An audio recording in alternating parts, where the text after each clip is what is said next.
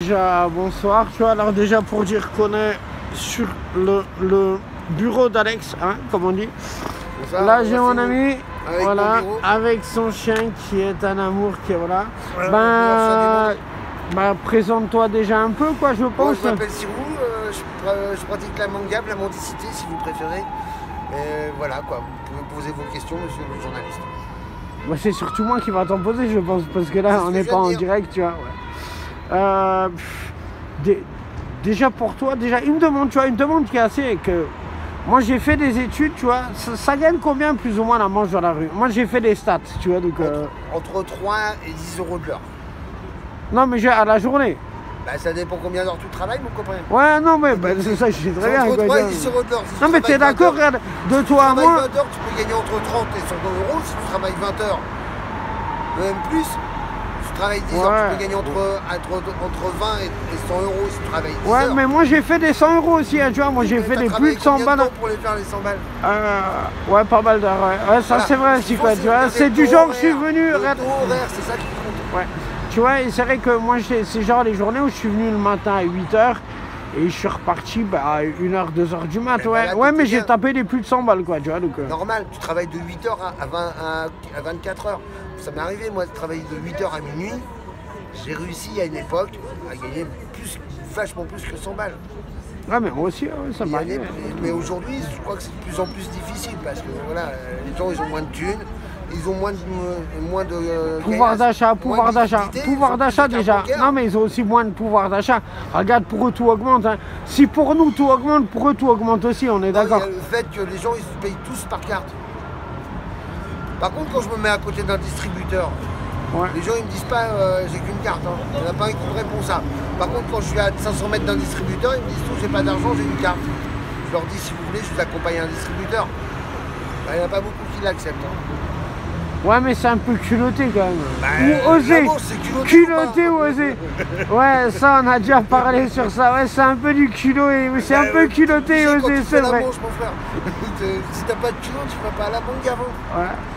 Moi je pense que déjà pour faire la manche, tu vois, je pense que c'est déjà une preuve que nous on est honnête. Parce que tu vois, on a deux solutions, c'est où on fait la manche ou on va voler. Et je pense que... On va dealer, ou on fait un truc illégal. Moi je préfère faire la manche. Ouais ben moi aussi, également, moi ben voilà, mon argent n'est pas volé. Entre guillemets, par contre j'ai des boules. Quand je fais la manche, ce qui me fait le plus les boules, c'est que c'est surtout les pauvres qui payent. Et c'est ça qui me dérange dans cette activité. C'est vrai que les bourgeois... Non mais quoi que moi, on m'a déjà donné des billets de 50 balles, hein, tu vois. Ouais, moi j'ai des policiers qui... Non mais écoute, moi j'ai des policiers qui m'ont donné des billets de 10 euros.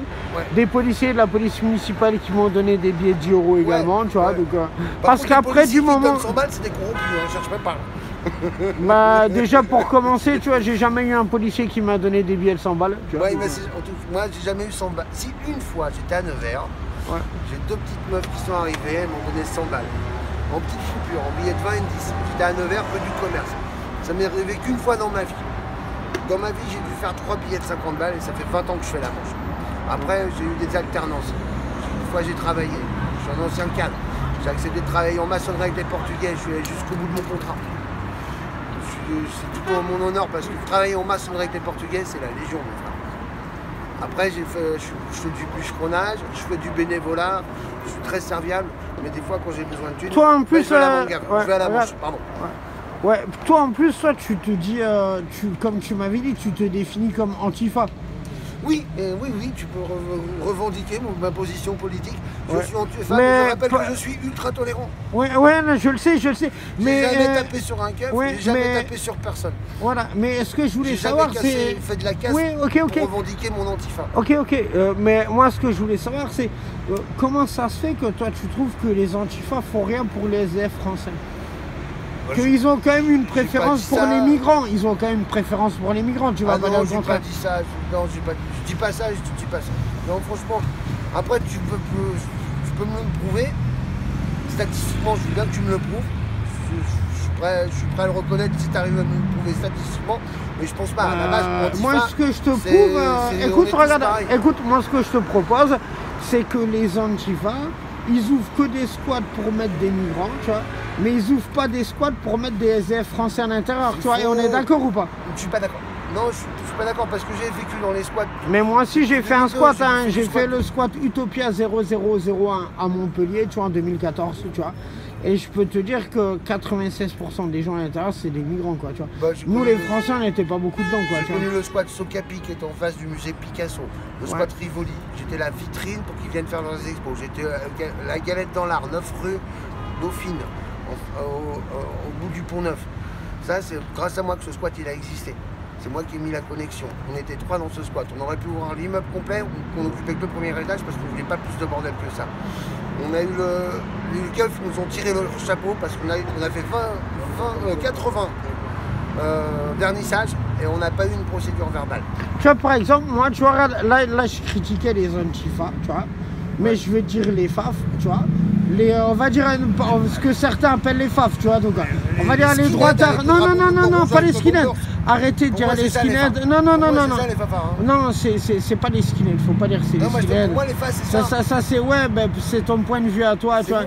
Mais c'est mon point de vue, mais par contre, écoute, moi de mon point de vue à moi, je les critique également que eux n'ouvrent pas des squats pour mettre des SDF français au show, tu vois.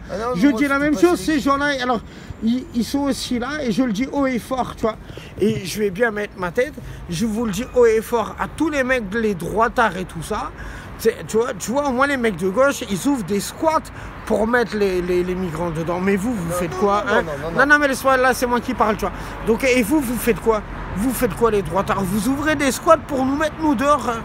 Nous mettre nous dedans, pardon, excusez-moi, ben voilà. Ben on va retourner avec Sirou. Bon, nous ne sommes pas d'accord. Moi, j'ai ouvert des squats, il y avait des migrants. C'est clair que c'était pas la majorité. On était très sélectifs avec les migrants. Ça, c'est clair et net. On était en bloc méfiance à l'égard des migrants qui venaient. Parce qu'on ne sait pas d'où ils viennent, on ne sait pas ce qu'ils ont dans la tête et où ils vont aller. C'est clair qu'on était beaucoup plus sélectifs qu'avec les Français. Ça, c'est clair et net. Bon, en tout cas, Sirou, tu sais quoi, mon frère, je te remercie, tu vois. Je fais un gros bisou à ton chien d'amour. Merci de m'avoir accordé cette interview. Et je voulais te demander à toi, t'en penses quoi que des gens comme moi, des sans-abri, qui font voir un peu la galère et tout ça? Ben, je dis qu'il en faut 10 fois plus. Ouais. Il faut que ça passe, faut qu'on passe à la télé. Donc quoi. Alors, demande aux gens de s'abonner à ma chaîne, de partager, de liker. Cette chaîne, c'est la sienne? Ouais, c'est celle-là, ouais. Tu vois, voilà. Alex Max Street. Je suis avec lui. On ne partage pas exactement les mêmes idées, mais je crois qu'on n'a pas les mêmes méthodes, mais on a le même objectif. Je crois qu'on est d'accord sur ce point de vue. Tu vois, moi je suis de droite, toi t'es de gauche, mais pourtant à la fin on s'entend bien quand même. Ouais, je suis un enculé dans du fa, je vous demande tous pardon. Hein. Ouais, putain, merci, bonne soirée.